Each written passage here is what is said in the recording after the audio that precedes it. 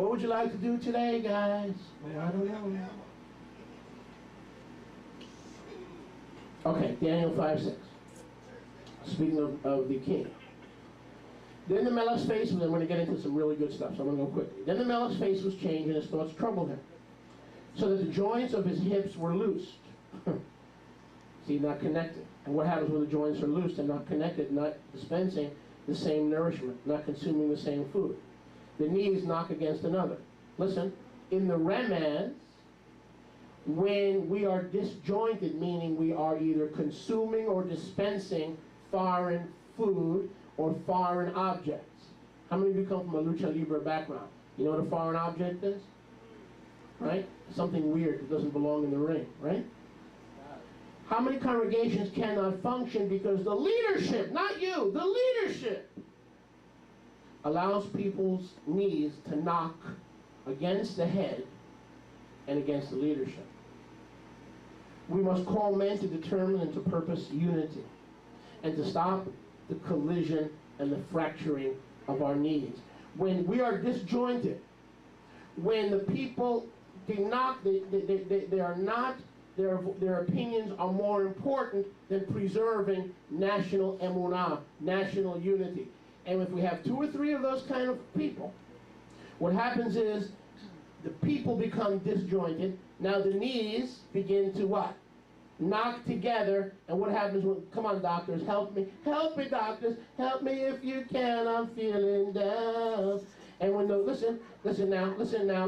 And when those joints are disconnected, notice, the knees start knocking against another. And if you are a leader and you see a whole bunch of knees knocking, what is that? Fear, doubt, and unbelief. Tehillah, right? When those knees knock together, what is that symbolic of? What is that symptomatic of?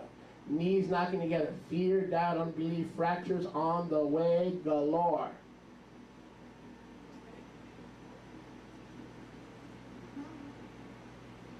So that leadership must call men to determine and to purpose unity to avoid collision and fracturing in the body and here, particularly of the knees.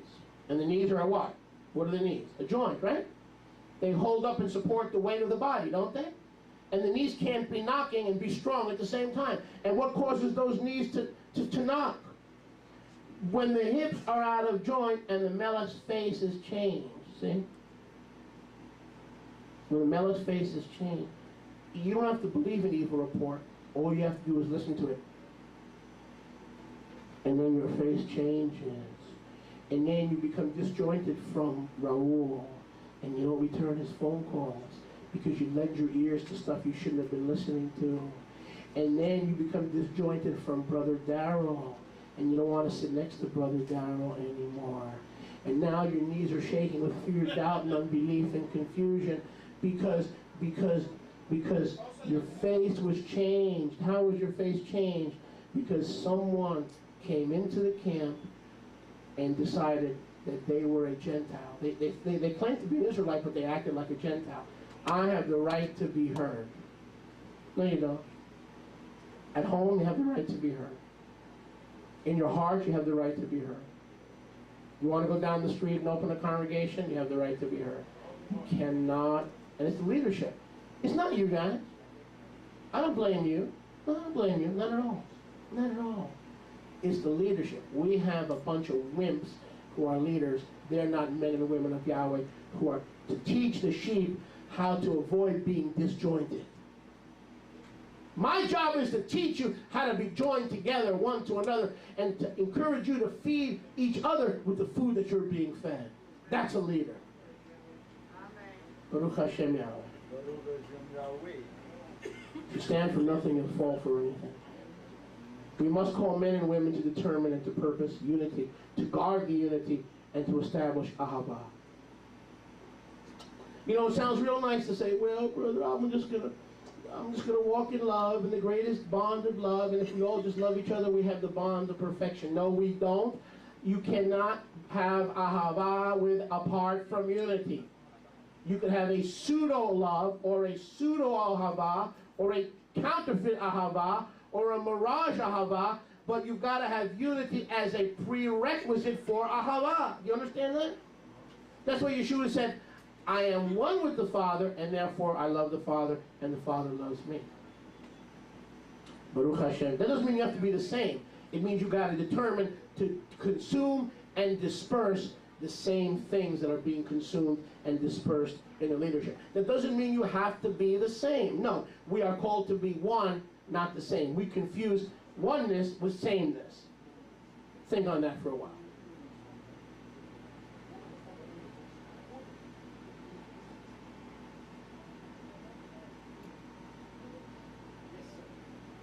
We confuse oneness with sameness. We're not saying we all have to be the same, but if we're here, we all have to determine to put our Gentile behaviors and minds aside and say, I don't agree with that, I don't agree with that, I don't see that, I don't see that, I haven't received that revelation. But for the greater good of advancement and progress and the kingdom and the goodness and the victory and the things Yahweh wants to give us, I have no thoughts publicly that contradict what's being done. Now you're fighting for that unity just like you're fighting for that marriage. See? It's a purposing of the heart. Go to Tehillim 22:14. We cannot allow hip joints to be loosed and knees to start knocking. How does fear, doubt, and unbelief enter? Because of the lack of establishment in the nourishment of the word. Yes. Amen? Tehillim 22:14. Is anyone enjoying? Amen. All right, forget it. And anyone else? Any in the back? Is anyone in the back enjoying? Thank you, Beltrami. Baruch Hashem Yahweh. He's on commission, that's okay. I am poured out like mine. Yeshua speaking through the Ruach HaKodesh, through the prophet David, speaking of his impalement on Golgotha. I am poured out like mine. All my bones are disjointed. Wow. Well, I know what that means, Rabbi. I know what that means. When Yeshua hung on the cross, everything was... Yes, you're right. In the Pashat, in the simple, Mashiach's body through crucifixion was what? Disjointed. Correct. That you're correct. But let's take this down to a remez, or a hint. What is a hint application, or the secondary application? In the remez, or in the hint, remember how many levels of Hebraic interpretation are there? 4, and then there's another 35, but for the sake of the children of Israel, we'll keep it to 4.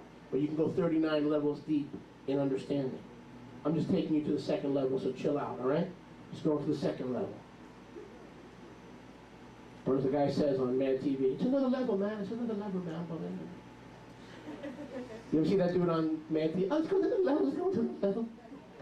In the remez, listen. In the remez, or the hint application, it is Yeshua crying and weeping, like he did over Yerushalayim, as he sees all the joints in his body disconnected. Everybody is believing and teaching their own doctrines, coming from a different background, teaching what they feel coming into their heart. Remember, what you bring into this congregation is years and years of what's built up in your background, in your understanding. And if you're not willing to be humble and moldable and pliable, you're going to walk out of here in 5 years the same way you walked in. And don't worry. Well, why is he preaching at me? How come he's preaching at me? Listen, silly. The word of Yahweh is powerful than a two-edged sword, able to divide asunder to the bone and marrow, and it is more powerful than anything else. It is a two-edged sword. So while you're getting convicted and taught and molded, guess who else is getting convicted, molded, and taught? It's a two-edged sword. When I give you a shave to get that peach fuzz off of your face, I'm getting shaved at the same time. It's a two-edged sword. So I'm preaching to myself. That's part of maturity. He's not picking on me. He's not picking on her. He's also teaching himself. The Ruach HaKodesh is teaching me.